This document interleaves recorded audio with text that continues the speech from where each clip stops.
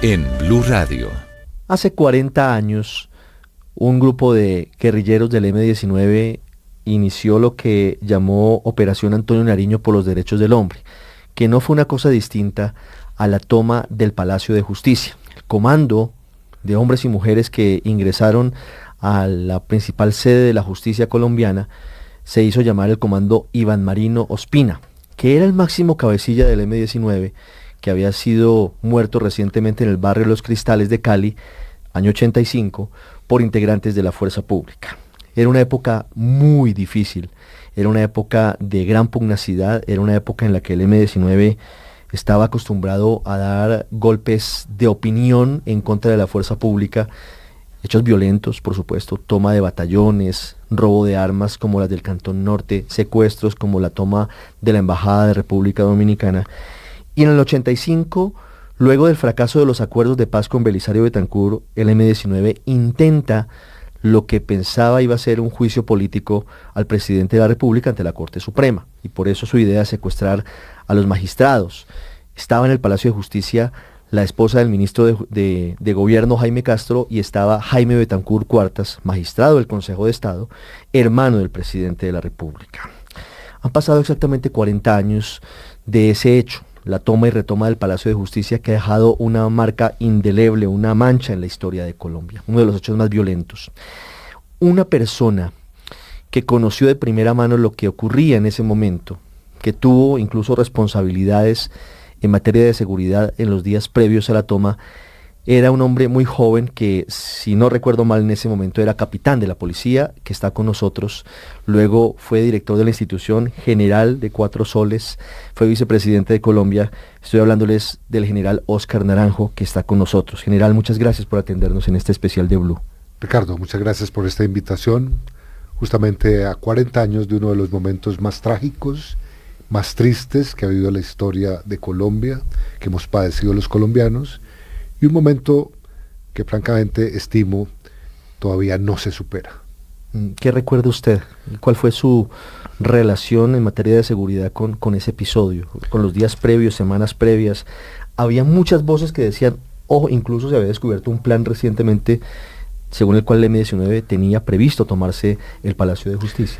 Ricardo, mi contacto con la Corte Suprema de Justicia antecede a la toma, como usted bien lo dice, y se da meses antes cuando, en una campaña de intimidación violenta generada por Pablo Escobar contra la Corte, que los amenazó a través de cartas donde se anexaban grabaciones de los magistrados con sus familiares, con sus amigos, en una clara demostración de que tenía poder para asesinarlos, yo recibí una orden, estando yo en la Dijín, para investigar cuál era el origen de esas grabaciones y por qué había grabaciones ilegales, interceptaciones a los magistrados en poder del narcotráfico. Iniciamos esa investigación, el presidente de la Corte, el doctor Alfonso Reyes Echandía, digamos, fue mi interlocutor, o yo el interlocutor de él, mejor, de la policía con la Corte, y por fortuna, digo, en marzo de ese año 85, logramos desmantelar una red integrada por exfuncionarios de la empresa de teléfonos de Bogotá al servicio de Rodríguez Gacha en Bogotá, que eran esa organización la que interceptaba a los magistrados. A partir de ese momento y como resultado de esa investigación, yo tengo, digamos, en mi haber, para mi vida privada, el favor de confianza que me otorgó el presidente de la Corte, quien quedó muy satisfecho con esa investigación, y posterior a eso, dada la calidad de esas amenazas, de esa intimidación, recibí una orden, porque yo realmente no era responsable de la seguridad, yo era jefe de contrainteligencia en ese momento, de elaborar un estudio de seguridad de las instalaciones del Palacio de Justicia. Ese estudio se adelantó durante varias semanas y concluyó con un informe en extenso que presentamos a la Sala de Gobierno de la Justicia en ese momento, integrada por el Consejo de Estado y la Corte Suprema de Justicia. ¿Qué decía ese informe? Ese informe se detenía básicamente en detalles sobre la seguridad física de las instalaciones, sistemas de control de acceso, y todo lo que tiene que ver con capacidades para no permitir intrusos al interior de la Corte. En otro capítulo se hablaba de la necesidad de establecer seguridad sobre las comunicaciones al interior de la Corte. En ese momento, básicamente, comunicaciones muy precarias, vía telefónica, alámbrica. Teléfono fijo, no había teléfono celular. No había teléfono celular. Y por último, se hablaba de los procedimientos y protocolos de seguridad para el ingreso, salida y permanencia de las personas al interior de la Corte. Tristemente, y hay que decir, ese informe, donde estaban todas esas recomendaciones, nunca se implementó. Y no se implementó por razones administrativas que no incumbían a la policía, sino a la Administración de Justicia, que ha debido ponerlas en marcha. ¿Esto en qué mes fue? ¿Usted recuerda cuándo se presentó ese informe de seguridad? Ese informe se presentó, digamos, no sé, 3, 4 meses antes de la toma del Palacio de Justicia, ¿no? Y ahí pasaron los meses y realmente no se implementó. Luego hubo una señal, una alarma de inteligencia que hablaba, digamos, de la posibilidad de un ataque, de una toma al Palacio de Justicia.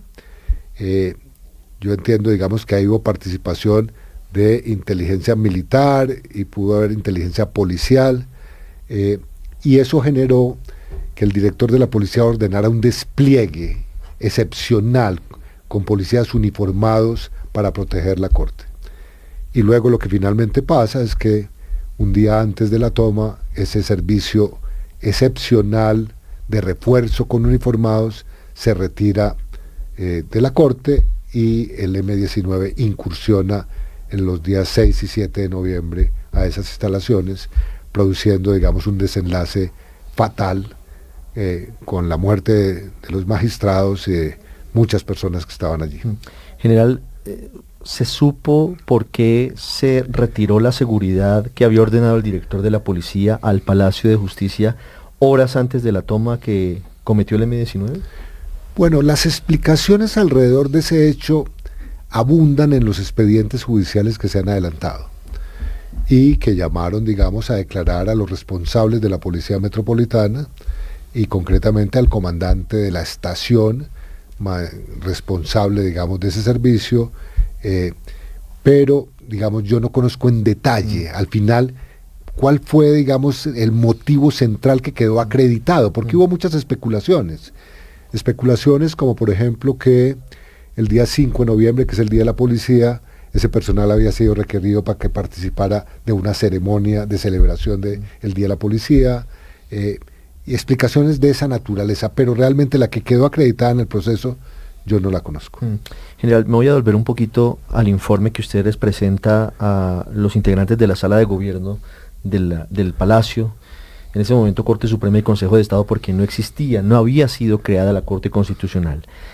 En materia de el primer punto que habla usted, y es resguardar las instalaciones del Palacio de Justicia y no permitir intrusos. Al final, esos son los ejes conductores que facilitan el ingreso y la toma, porque se camuflan, se infiltran los primeros guerrilleros del M-19 como abogados, entran por la puerta principal antes de la toma, entre ellos Alfonso Yaquín, por ejemplo, entre ellos Irma Franco, todavía hoy desaparecida, que son intrusos evidentemente. Y las instalaciones, según se ha podido reconstruir recientemente, porque el palacio quedó carbonizado, era una estructura compleja, era una estructura que tenía una parte central flotante y alrededor estaban las oficinas. ¿Qué recomendaciones se hacía frente a eso y qué riesgos habían detectado ustedes frente a esos puntos? Bueno, la seguridad física, digamos, se basa como en 3 tipos de medidas. Los controles de acceso están marcados por básicamente la construcción de sistemas perimetrales. Un perímetro de seguridad implicaba generar, digamos, un resguardo en un radio mínimo de seguridad para evitar la circulación de personas no identificadas. Luego, una segunda medida era el control de acceso. Y ese control de acceso, yo recuerdo que era bastante primario, precario, si se quiere, rudimentario, que era simplemente entregar un documento y recibir una ficha que se ponía, una fichita, digamos, en acrílico, que acreditaba que uno había entregado documento, pero ese documento no era contrastado con nada. no había una base de datos, no había un sistema de control de accesos que permitiera la identificación y trazabilidad de los visitantes o de quienes trabajaban en el palacio. Y tercero, había necesidad de montar un sistema de observación para verificar de qué manera se comportaba la gente dentro del palacio. Esas medidas, digamos, eran medidas supremamente técnicas, pero elementales al mismo tiempo, que no eran las únicas, porque había medidas que tenían que ver con los protocolos y la administración de las personas al interior del palacio, la necesidad de estudios de seguridad de quienes laboraban allí, los estudios de seguridad de personas contratistas, de proveedores, para justamente filtrar que no hubiese ahí infiltrados.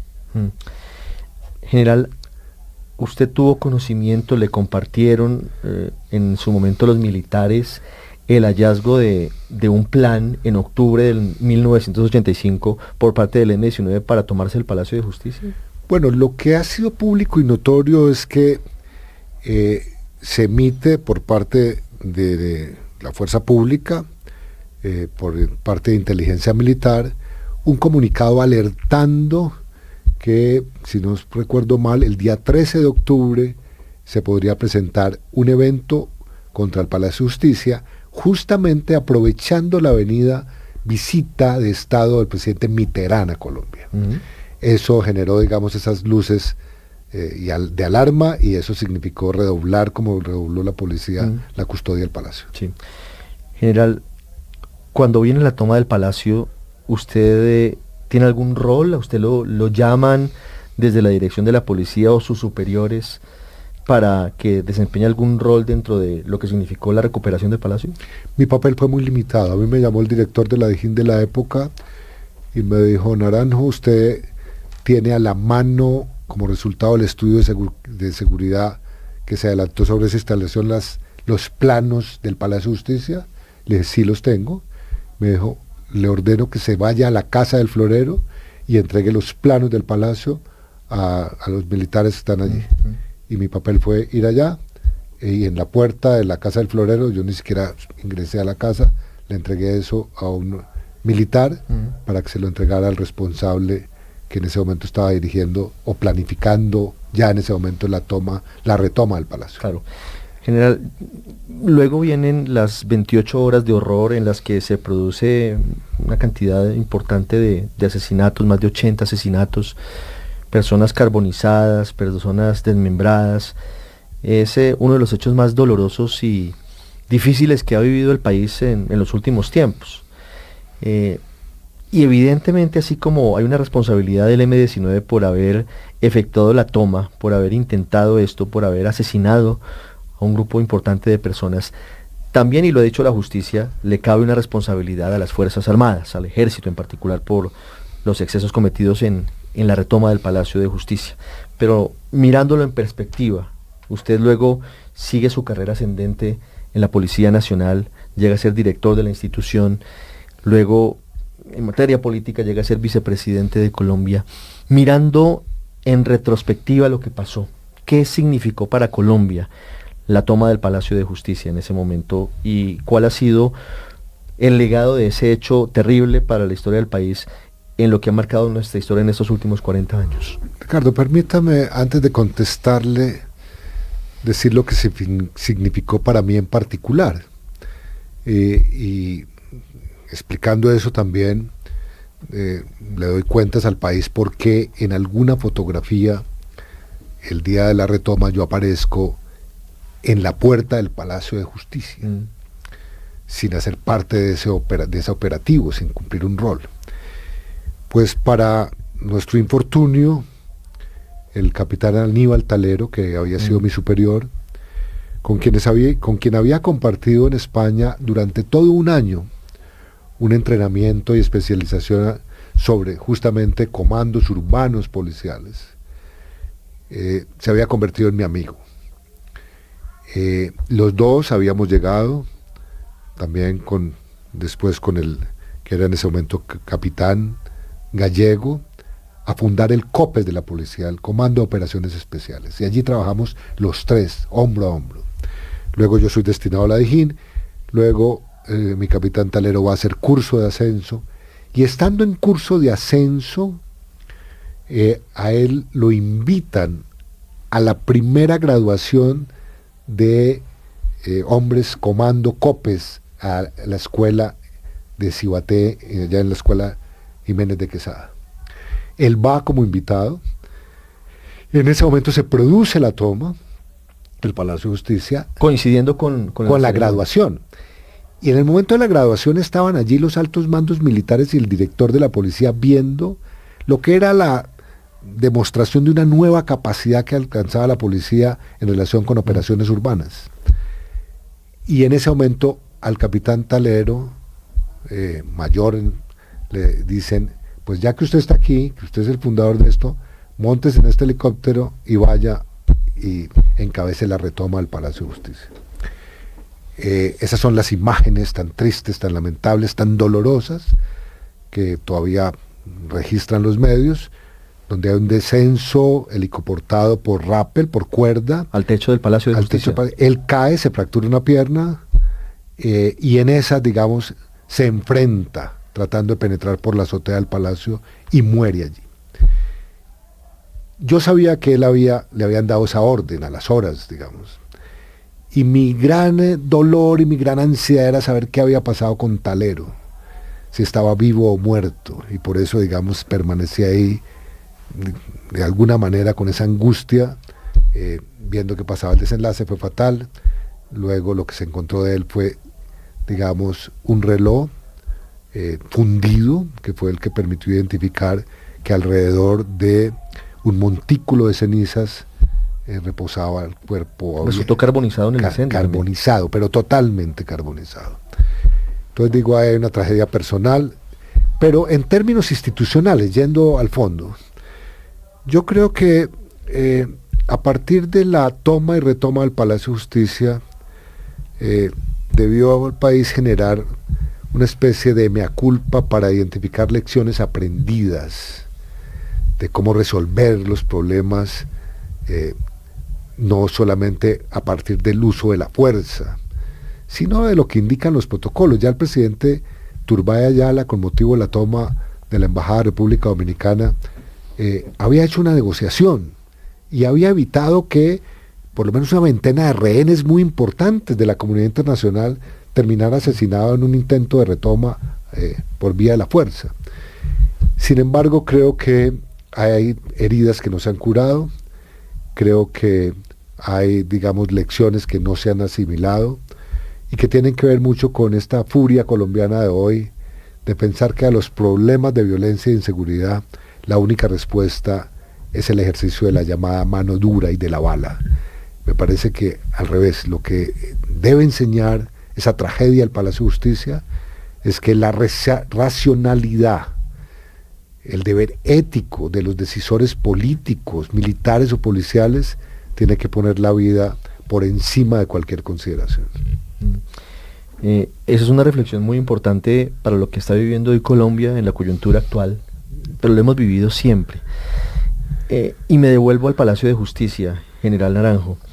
En ese momento se ha dicho posteriormente, lamentablemente la mayoría de los protagonistas fallecieron, que hubo un golpe de estado de facto, temporal, en el que el poder político le permitió al poder militar tomar las decisiones que considerara para recuperar el Palacio de Justicia. Esas lecciones, ¿de qué manera se pueden traer a hoy? El haber efectuado una retoma a sangre y fuego, sin haber intentado una mediación, sin haber buscado soluciones para los civiles, en ese momento histórico complicado, ¿qué lecciones pudo habernos dejado para hoy? A pesar de eso, seguimos dando vueltas sobre lo mismo. ¿Cómo podemos recibir esas lecciones de lo que pasó en ese momento para traerlas a nuestra realidad actual? Bueno, yo creo que en una democracia, en un Estado de Derecho, es fundamental que los ciudadanos y las instituciones nos aseguremos que la conducción de militares y policías es una conducción desde la civilidad. No puede haber un episodio, por mínimo que sea, donde los colombianos percibamos que lo militar o policial está por encima de la autoridad civil. Dos, me parece que la transparencia tiene que ser, en todo caso, digamos, un requisito para avanzar en la solución de los problemas. Yo digo, una política de seguridad, una decisión militar, policial, una operación, debe siempre determinarse sobre la necesidad y el requisito de que va a ser objeto de rendición de cuentas, de tal manera que pueda haber un escrutinio sobre qué significó esa orden y qué significó materializar una orden en materia policial o militar. Que la rendición de cuentas aparezca siempre básicamente en la lógica institucional de conducir a las fuerzas. Tercero, creo que aquí la historia se cura esas heridas con el aporte de la verdad. Interrumpir los procesos de verdad, por dolorosos que sean, es una gran equivocación. Pensar que uno pasa por encima de la historia, se olvida de la historia y deja verdades a medias en esa historia, y eso cura y conduce al futuro, es un gran error. Y por eso digo, por ejemplo, hoy, frente a la realidad colombiana, en materia de lo que significa la aplicación de justicia transicional, donde muchos colombianos lo que esperarían es que haya una justicia que realmente lleve a condenas de prisión bajo las rejas a victimarios, puede ser la posibilidad de arruinar lo que significa el espíritu de justicia transicional reparativa, reparación que comienza por la verdad. Y creo que, por ejemplo, el papel de los medios, ya para dirigirme concretamente a usted, Ricardo, le hacen un gran favor al país al hacer estos estudios, estas investigaciones, estos especiales alrededor de unos hitos de la historia colombiana que, por dolorosos que sean, tienen que darnos al final luces para abordar, digamos, lo que debe ser el futuro del país. Claro. General, no puedo dejarlo ir sin hacerle una pregunta. Usted, como lo hemos dicho, del capitán Naranjo, luego tiene una carrera vertiginosa de ascenso en la policía. Y siempre se ha hablado mucho sobre el papel de Estados Unidos en la retoma del Palacio de Justicia. ¿Usted qué pudo saber de eso? ¿Estados Unidos jugó algún papel en la retoma? ¿Con inteligencia? Que a mí me conste no. Que a mí me conste no. Y realmente yo creo que hay más de mito que de realidad. Llego a pensar que si los Estados Unidos hubiera estado ahí, hubiera aplicado los protocolos para el manejo de crisis y crisis con toma de rehenes. Y al revés, digo, después de ese hecho tan triste, tan lamentable, tan doloroso, lo que vino fue una serie de entrenamientos, yo hice parte de ellos, para el manejo de crisis por parte de Estados Unidos.